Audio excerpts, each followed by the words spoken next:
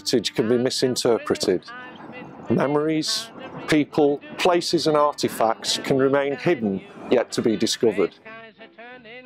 People misunderstand what heritage actually means. It's not just about artefacts in a museum, but heritage can actually be right here on your own doorstep, which is here, the Albion Gardens. I'm all deluxe and how I'm in the money, tasting the honey, hidden the high spots now. All my frowns have turned to smiles, no wrinkles on. When we talk about heritage, it's often a misunderstood thing, particularly when I talk to young people here at the university about heritage. They quite often immediately think about heritage, that's history, that's old stuff, that's museums, that's everything I don't want to know. But if we start talking about using words like retro and vintage, now all of a sudden they become interested because they recognise that that can make a contribution to who they are and what they want, how they want to present themselves. And that's what heritage is about, really. It's about identity. It's about what did we do yesterday that we can understand today, that tells us something about people and the identity of people and the identity of communities. In Salford, Seaford Road, Pendleton, once stood the Albion Stadium, which has now been replaced by this housing estate. The Albion Stadium was a recreational ground, and just across the road here is where the Manchester Racecourse used to be. My name is Collie and I'm the researcher behind the project of the Albion Stadium. The housing estate just off Seaford Road, all the streets are named after different types of dogs, what breeds of dogs. This influenced me to investigate further of why was this.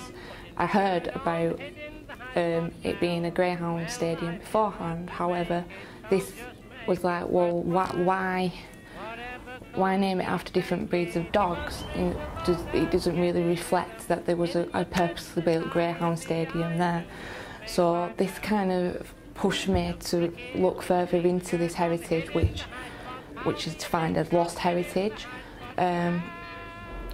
So basically I wanted to work with the community and find their stories of what the Albion Stadium meant to them, what happened there, because unlike, say, the Manchester Racecourse, which was across the road, or otherwise known as the Castle Irwell Racecourse, that had a lot more archived information, printed information, published information, compared to the Albion Stadium, which didn't have much. I'm in the money, tasting. This project aims to reconstruct from the use of people's recollections, memorabilia and archived information what was available to the people of Salford and the surrounding areas. Life is what you make it, so make it worthwhile. Bellevue in Gorton, Manchester was the first ever racetrack to open for Greyhound race meetings in 1926. The sport was acknowledged as a working man's sport due to the meetings being held in the evenings. As time has moved on, this recreational event has now lost the value of being a weekly night out to an occasional event that offers a difference to the norm. The sport in its heyday was enjoyed by many, and the Gorton racetrack soon became the catalyst, launching the popularity among the working classes across the whole of the UK.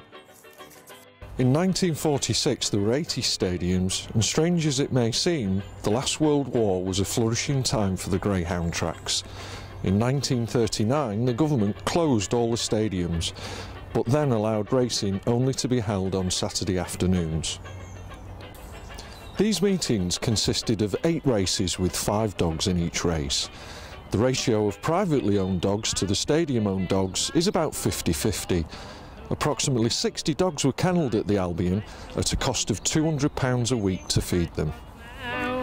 Horses winning wine and song and greyhounds to bow wow. When there's a shirt on, putting my shirt on, hidden the My name's Alan Files, I'm an author historian, and my father worked at Albion Dog Track in the 1960s. He was a steward for about 10 years. My dad, Arthur Files, who's actually mentioned on the scorecard as a steward, This scorecard from the Albion Racing Dog Track dates to August the 5th, 1966. And my father's job, or my dad's job, was to annotate the actual scorecard. You see here you have the positions of the dogs, the prices of the dogs, the time, the distances, and here is a forecast and here a tri-cast for the first 3 dogs passed. Now this was an important job my father did, because obviously everything had to be accurate for the next programme that would come out the week later, because prices of dogs and distances were very important indeed. I'm in the money, tasting the honey. This was a very special event for the Albion Stadium, probably the biggest event it ever put on. The BBC Television Trophy, 12th of April 1966. I remember we used to sit in and watch this on television every week. It was quite an exciting event. Whatever comes, just take it. You gotta swing along and get in rhythm. I'm on top of all the world I'm making. Top dog at the time was appropriately named Ignite. The Albion offered the prize money for each race, and one dog that earned more than a few bob was a dog called Soapy Joe. This 4-legged Salford Cyclone won 13 out of the 15 races at the Albion, and even non-greyhound enthusiasts knew about him and his locality. One local comedian at the time daubed Soapy Joe as the greatest on the Cromwell Road Bridge.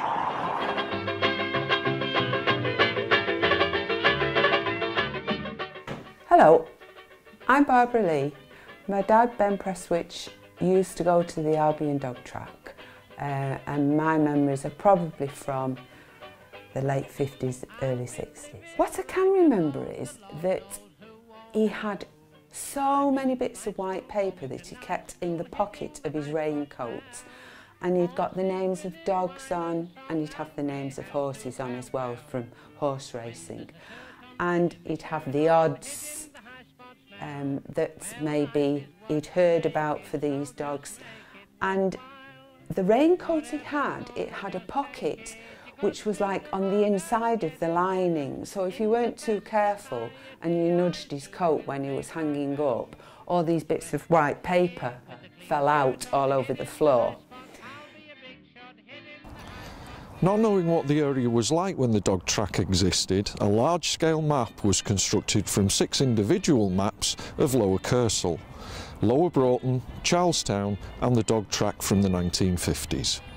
My name's Harry Davis and I'm the chair of Kersal Vale Allotment and Horticultural Society, and we're here in the big greenhouse for people with disabilities here on Kersal Vale Allotments, and I've come here to chat about myself and the Salford Dog Track, I think. I've lived all my life in Lower Kersal. I've moved 9 inches from where I was born. I was born at number 24 Mackenzie Road, and now at number 26. We're here today to talk about the Salford Dog Track, which for not a lot of people around here know now where it used to be, but it's where the casino is, over on the Seaford Road and Cromwell Road on the corner there, where you can actually go there and see the names of the streets there. They're all named after dogs. It's Bassets Avenue, Greyhound Drive and so on and so forth. But that's where the dog track used to be. And when we was kids, we used to go and sneak in, should we say. We used to go on the river banking because the kennels used to back onto the bank where the River Irwell was. So we used to go there and we'd climb up the wall to have a quick look to see whether the bobby was about, because the bobby is the policeman of the day. We used to have a policeman in there for some reason, in where the kennels were, whether it's so nobody could interfere with the dogs or whatever, I don't actually know. So we used to have to wait till they went down to the far end, and then we was over into the kennels, then quick as a flash over the next wall and into the dogs. Call it getting in for nothing. If we had a bit of a win, then it would be on the way home, it would be to Jack Howlett's Chipper, which used to be on the corner of Gerald Road and Seaford Road.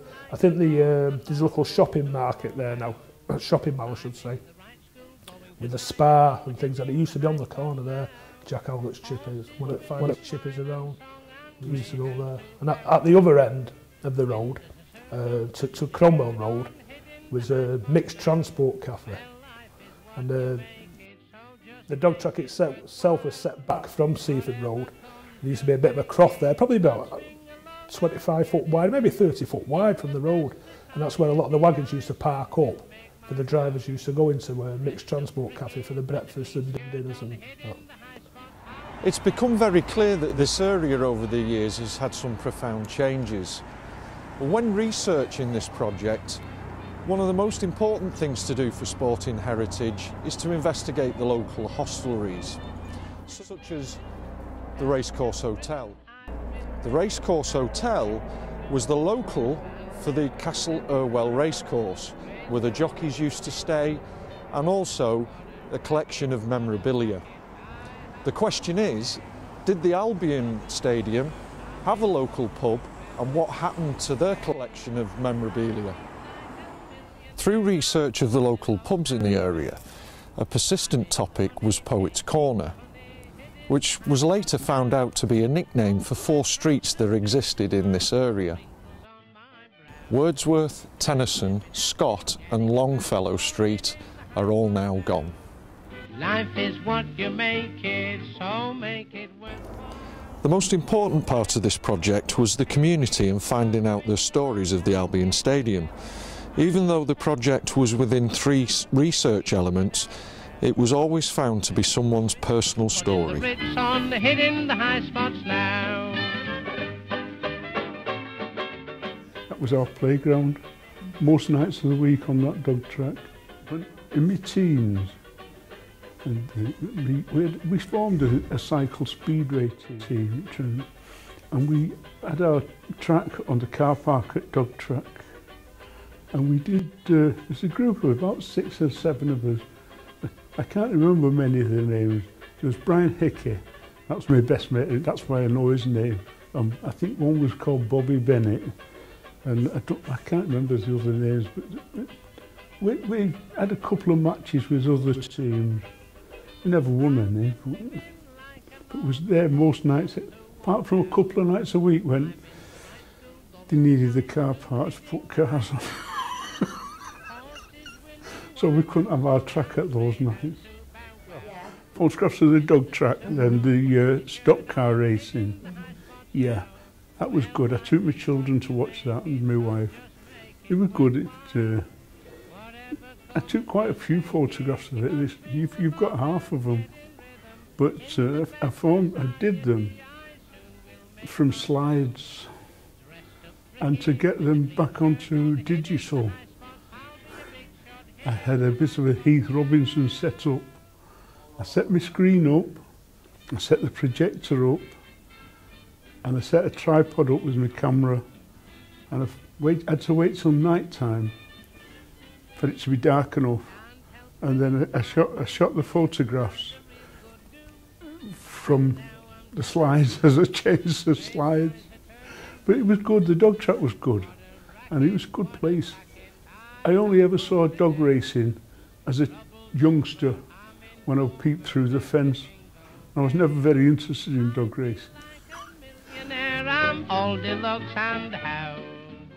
How many people would actually know, just from the street names on this housing estate, such as Greyhound Drive, Bassett Avenue and Collie Drive, that such a rich history and heritage offers such a colourful insight into the past? So this project about the Albion Stadium is a really interesting and important one.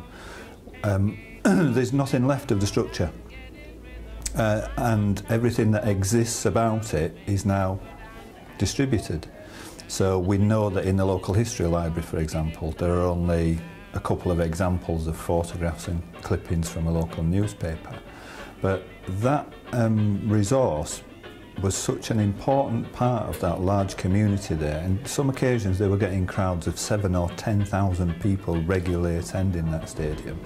And some of the stories that have been researched have showed that when people were children around there, they used it as a playground. They played on their bikes around it. And we've heard about some of the characters that went there that either was involved in the racing, were bookies or dog owners, etc. It played such an important part in that community. There must be, and there are, many artefacts left, but who owns those artefacts? Where are they? Some of those things are memories in people's minds. Some of those things are physical artefacts like photographs or memorabilia, or in some cases cine-film recording, things like that.